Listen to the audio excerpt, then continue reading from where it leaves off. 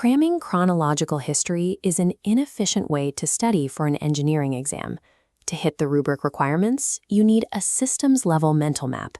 This diagram compresses the entire ITCS Unit 5 syllabus into a 4-pillar taxonomy: spatial structures, material artifacts, performing arts, and regulated media. University exams rarely test random historical trivia.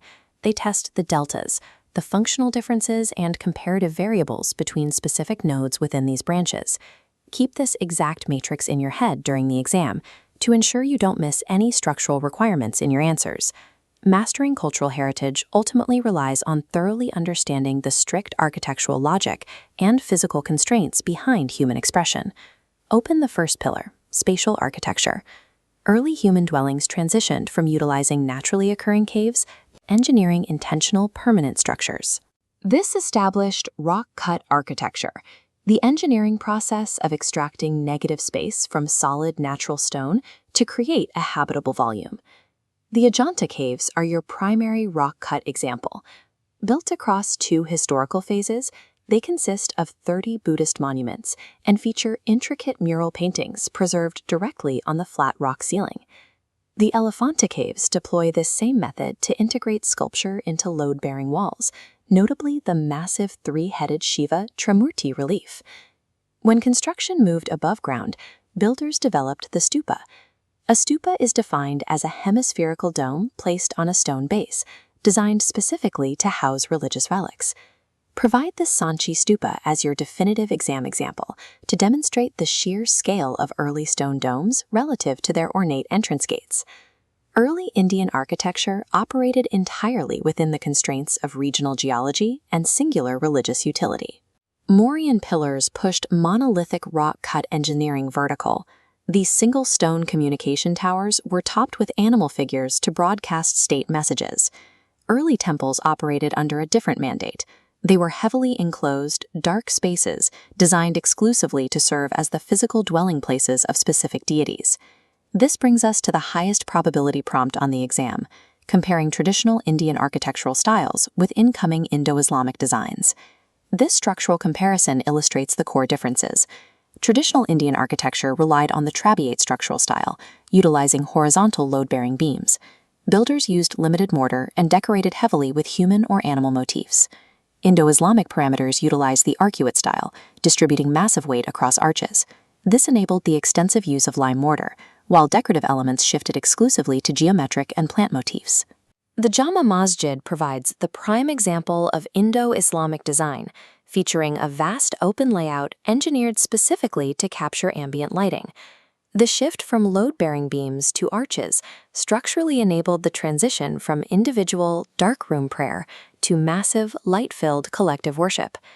Move to the second pillar, material artifacts. The archaeological record shows a severe chronological gap in sculptural production between the Indus Valley Civilization and the Buddhist Ashokan era.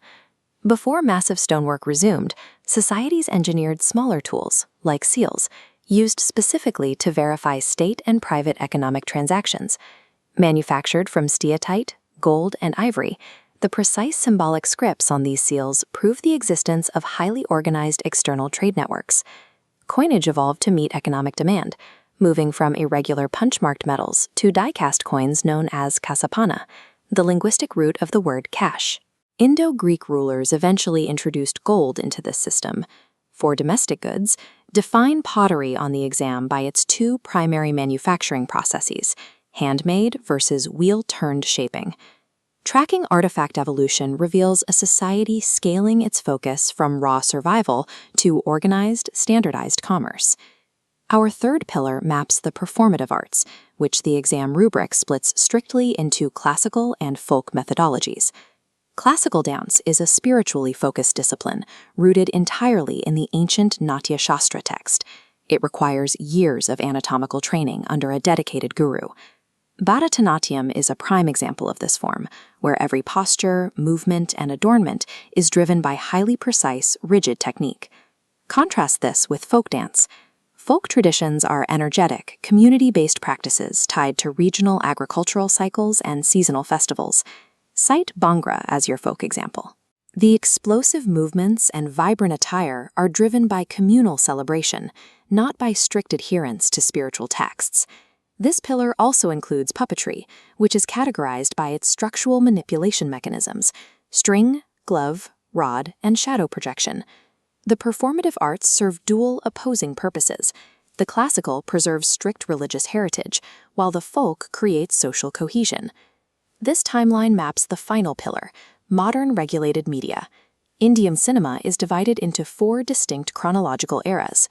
The early era covers the transition from silent films to audio-synced talkies, beginning with the 1931 release of Alam Ara. The golden era synthesized music, dance, and romance into a single, highly profitable commercial product known as the masala film. The classical and new Bollywood eras introduced the term Bollywood, prioritized the action genre, and heavily integrated modern digital CGI. To manage this exploding mass media technology, the state implemented the Cinematograph Act of 1952, establishing a framework for legal content regulation. For the exam, list the 4 exact Central Board of Film Certification ratings: U for unrestricted, UA for parental advisory, A for adult, and S for special class. As storytelling transitioned from local physical performances to infinitely reproducible mass media, strict bureaucratic regulation became mandatory. Keep the complete 4-pillar taxonomy at the front of your mind. Focus your studying on the specific nodes that consistently appear on the test: the structural differences between Indian and Indo-Islamic architecture, the parameters separating classical from folk dance, and the exact CBFC film ratings. Avoid writing wandering historical paragraphs. Use this exact matrix to structure your answers and hit the grader's rubric directly. Acing this unit requires viewing cultural history through an engineer's lens, as an interconnected system of spatial, material, and performative data.